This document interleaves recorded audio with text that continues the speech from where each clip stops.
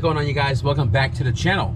So if you guys have watched the last video, we did some max pinion rod product install. We did the shifter box, the base plate, and we also did the shifter cable bracket along with the coolant adapter. If you haven't checked it out, be sure to go back and watch that video. But today we're gonna steady making progress on Project Blueberry, and I did mention that we are still waiting for parts to show up for the car to go on its first drive, but that's not gonna be here for a couple more days. So what I wanna do is, while the car is still on jack stands and needing something to do, we are gonna be boosting this car.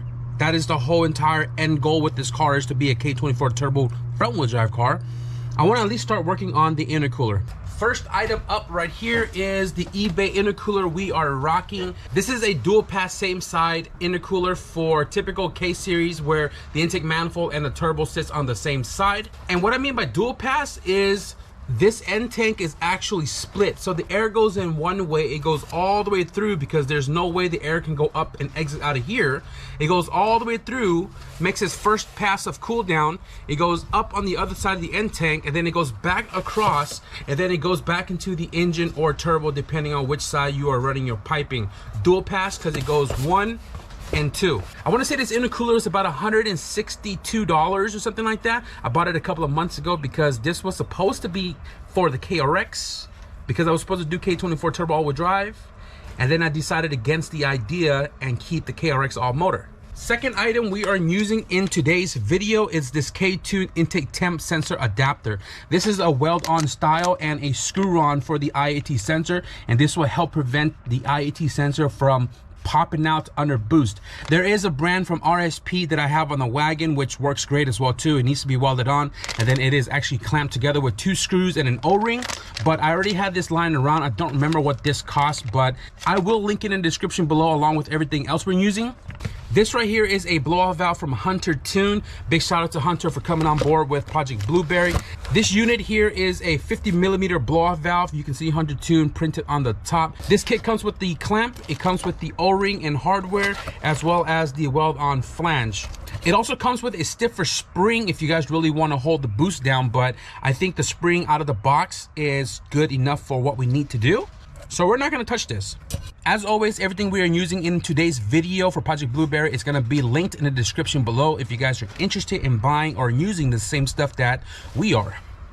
Now, as far as the intercooler piping goes, this is really up to you. You can sit here and figure out all the shapes and bends you need, and then buy them individually off of eBay, and then obviously modify it or use them in a way that you can use couplers to connect them all if you don't have access to a welder or a welding machine. So what I have here is just a bunch of leftover from all the projects throughout the years. I have that bin right there that has my name on it. I don't know if you can see it, but that bin is all charge pipe couplers and T-bolt clamps. On the table here we have a couple of 90s, a 45, we have an S, the black coated ones.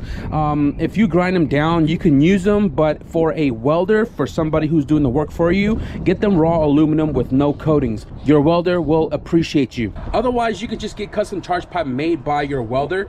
In my case, if you guys are in my neck of the woods and need charge piping, you guys can hit up KELLYBUILT Fabrication. His link is always in the description below as well. I have various couplers here, and I don't know which one I'm going to need yet, but I did bring them all out. I do for a fact know that I am missing one that is very important to me, which is the 3" to 2.5, because the charge pipe going into the intake manifold is not going to be a full 3, and the intercooler is a 2.5. So I'm gonna have to kind of just mock it up and then buy the coupler later. But my goal today is, again, mount the intercooler, make the charge pipe go into the intake manifold, and weld the blow-off valve and the IAT sensors on. Too much yapping, let's get to it.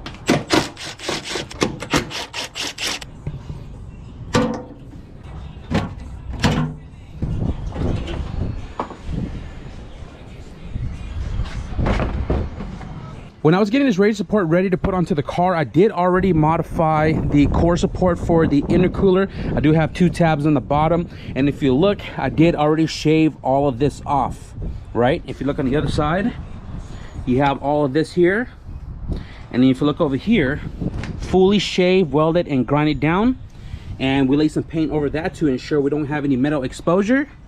Let's get the intercooler on. So on the intercooler itself, you can see one inlet is pointing straight and then the other inlet is pointing at an angle. I'm facing the angled one on the bottom because of the curvature of the radius support. So that way it'll make it easier for me to run the charge pipe through this hole. The intercooler does have bungs threaded on the bottom, and fortunate for us, it is threaded for a Honda 12mm.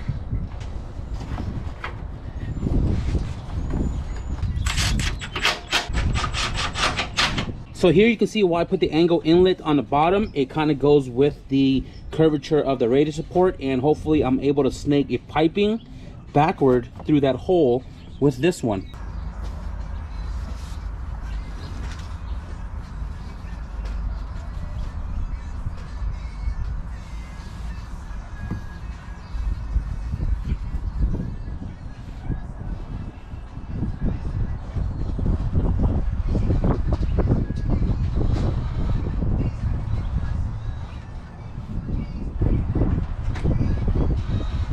The homie Jason Schmuck said, if you're gonna run a coupler, make sure that the two pipings are butted up.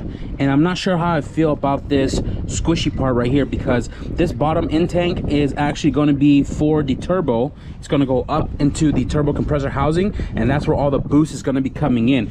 We're not going to be making a ton of power with Project Blueberry, but I'm just worried about a lot of boost pressure coming through and having to come through this bend, and then, like, you know, this is a weak spot and it could potentially blow out right here. So I'm trying to figure out if there's a way for me to make this solid.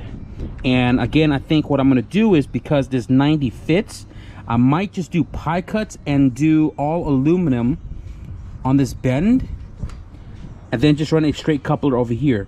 The top end tank and this top charge pipe is our main concern for today's video, and by the looks of it, this coupler is actually a lot more firmer. It might even be a little bit more layers than this one, because if you look, I can barely push it down, where this one is much squishier.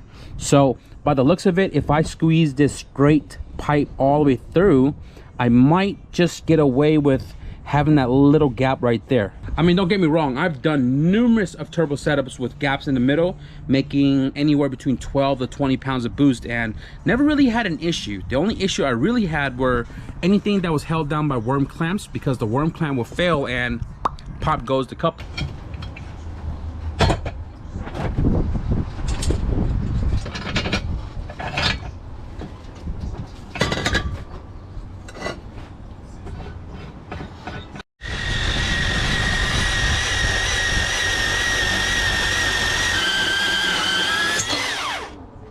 Okay guys, so I spent a good minute cutting these pies right here from the straight aluminum tubing that I had. I'm a little curious though, because this is a lot shinier than this one, and I'm hoping that it's not coated, because if it is, I'm gonna have a hard time. But I made a whole bunch of them, because 3 or 4 or maybe even 5 of these are gonna be for the bottom one, because I am gonna make it pure aluminum instead of the coupler that I showed you guys earlier. But right now we're gonna work on the top one, and I kind of already figured out what I'm gonna do for this. I went on Amazon just now and I ordered the 3" to 2.5 transition 45 degree, and that's gonna be from the throttle body to this pipe. This is not a true 90, this is more so like 80, 75 or something like that. And let me show you guys what bothers me a little bit. Now, I mentioned before that I do have a little OCD, but not a crazy OCD problem.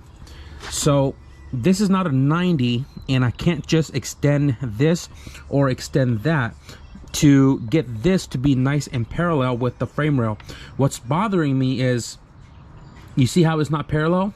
This gap is much larger than the one up front. I would like to have this run straight along the frame rail, but because this is not a 90 and I don't want to spend too much time cutting and welding and welding and cutting, I think I'm just gonna have to try and deal with it. So what I came up with is this piping right here out of the box. It does have B-roll ends, and this piping is actually all the way to the top right here. And to get this pipe to work with the front coupler, top coupler, I have to extend and angle this pipe to get into the coupler. So if you see, it is short, and what I'm going to do is I'm going to take this long straight end right here, and I'm going to put one of the pie cuts in it, right? And that's going to go at the end of this pipe, where I'm going to cut here and weld it up, so that way it can point into the coupler. You guys can't really see it, but it's not a straight shot. It's literally slanted in. It's literally like this. The piping is coming like this. I need to go like this and go up. So that's what this is for. I'm gonna go ahead and measure out and cut, and then we'll tack everything in. 4 1/4, and go ahead and eyeball 4 1/4 here.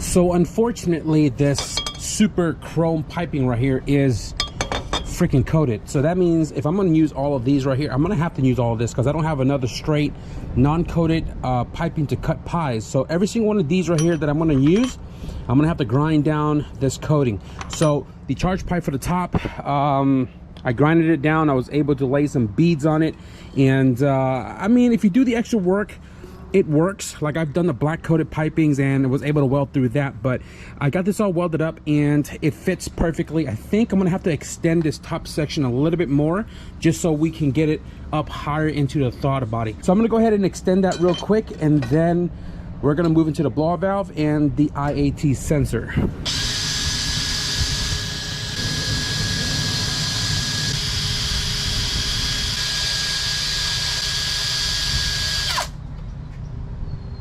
So before you guys chop me up, I am very aware that you're not supposed to use the wire wheel to cut down the coating, because it could embed that coating deeper into the material, or you can embed the wire into the material. Again, very aware, but I've done it 1,000 times. So the charge pipe for the upper to the intake is extended. You can see the welds right there. And when it sits all the way up, the piping ends about right here. And go ahead and grab the blow-off valve here. I'm gonna clamp down the flange to the blow-off valve so we can get an idea of where we want the blow-off valve to sit on the charge pipe. Honestly, I feel like I'm gonna put the blow-off valve somewhere right here, so that the name is fully up front and exposed, right? And we have plenty of space for the charge pipe to the turbo to go down low that way. I also forgot to mention the shift lever is all the way forward, so we do have a gap right there, and if I bang gears, it's not going to hit the charge pipe. Anyways, I'm gonna go ahead and get this marked out, and then we're gonna weld that flange onto the charge pipe.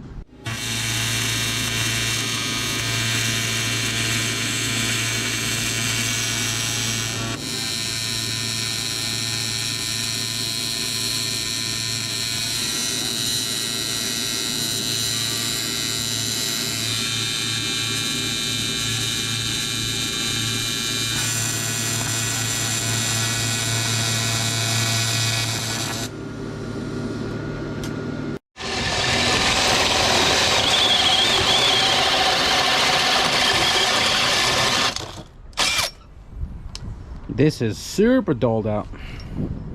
Need to get a new one.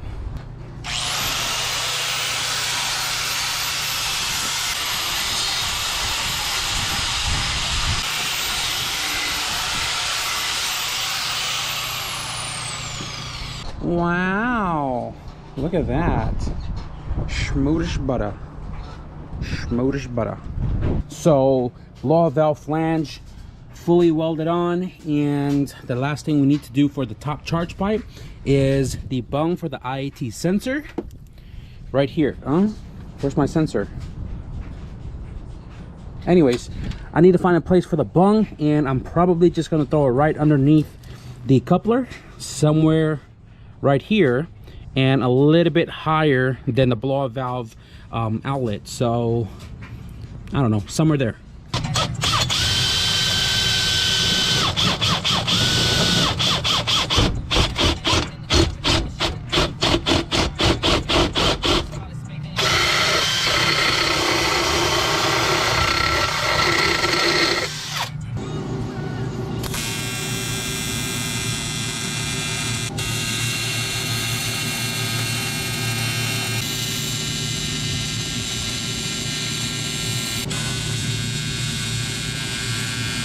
Got the Ktuned IAT sensor bung all welded up, guys, and the upper charge pipe is done. Now you're probably wondering why I scratched the living hell out of this material while I was welding it. At the end of the day, I was gonna paint it wrinkle black anyways, and it sounds like I'm echoing because I'm talking like into the piping. I am gonna continue the video tomorrow with the bottom half of the intercooler. We're gonna cut off the pipe on the lower end tank to weld on a 90-degree aluminum pipe, so that way we can eliminate that rubber coupler that has all that spacing in between. I could continue working on Blueberry, but like with the bush being gone and using the grinder, it echoes a lot more towards the neighbor's driveway. Although it isn't late as of right now, it is currently like 7:30, and I normally cut time with noise at 10 o'clock. But without the bush, it's just that much more amplified going towards the neighbor, and I don't want to bother them.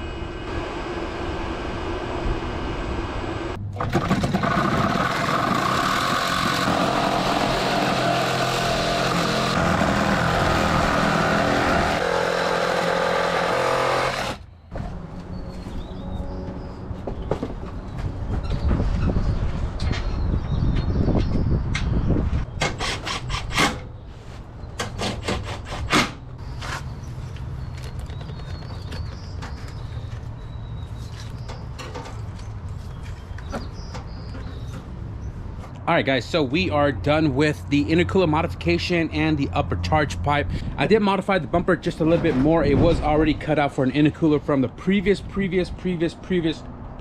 owner, and I just had to trim the bottom of it just so I can suck the bumper from the bottom up to mount the tabs to the fender. Check it out. Kind of flush. I really don't like aftermarket fenders and bumpers because they never line up right on top of the aftermarket hood, but for right now we're just gonna have to deal with it. It looks decent enough, the intercooler mounted up and behind the grill. My goal is to always have the grill on, but if I have to cut the grill out, I will. In this case, we're fortunate enough to trim the bumper grill to clear the intercooler completely and fully mounted it up. So got 2 bolts on top. I am gonna put the little metal plate that goes here, but that's for when everything is finalized, and then we'll top it off with the rest of tuna hardware. The other side, the bumper is not the greatest condition. It is kind of missing a chunk right here, and that's very typical for EG guys who run 24.5-inch slicks, that they cut this front half off to give it some tire clearance. But for the most part, it is bolted on, and again, I'm not really liking the fitment on the aftermarket bumper, but it is what it is. The upper charge pipe is resting in place right now. We are still waiting for the coupler from Amazon to show up tomorrow, I want to say, and we're not going to be putting the vacuum stuff on because all this is going to come back out. I still want to drive the car all motor before we finalize all the turbo stuff, so it is just loosely sitting in there. The charge pipe goes into the upper portion of the end tank of the intercooler, and then that one on the bottom, obviously you guys saw we cut the end tank inlet out, or outlet, and then we pied the aluminum piping to come past the radiator support, and then there's a coupler down low where that one is going to come up through here and go straight to the turbo. The more and more I sit here, I'm like, don't grow attached. I'm an EF guy. This car is supposed to be sold when it's done, but it's coming out pretty sick. The envision that I have for how I would have built an EG is coming to life, and tomorrow I'm supposed to go pick up some like front lip and stuff, so that way when we get to the exterior of the car, we'll have everything ready on hand to install. But I already got the wheels, I already got the wing, I already got the mirror, I already got all the stuff that I'm gonna do to the outside of the car aside from the body itself. I'm not entirely sure if I'm gonna paint this car or wrap this car before the drive, and to be honest with you guys, I think I'm just gonna mob the car with this current wrap, and then we'll figure it out after the fact. I really want to focus more on the drivability and the functionality of the car and make sure that this road trip goes great, but we're one step closer. We're one step closer. A package finally showed up in the mail, which is the key item for me right now to put this thing on the ground and drive it, and that is this package right here, provided by your new sponsors, Bull Boost. We'll talk about that in the next video because I am going to be installing that tomorrow. But as far as this video goes, I really just want to do the intercooler, the modification to the lower end tank, and the upper charge pipe. We did just that. So I am going to wrap up this video right here, guys. I hope you enjoyed it, and if you did, be sure to leave a thumbs up. And if you guys want to see the first drive of Project Blueberry with the K24 swap, be sure to hit the subscribe button. But with that being said, thank you guys for watching, and I'll see you guys in the next video. Peace.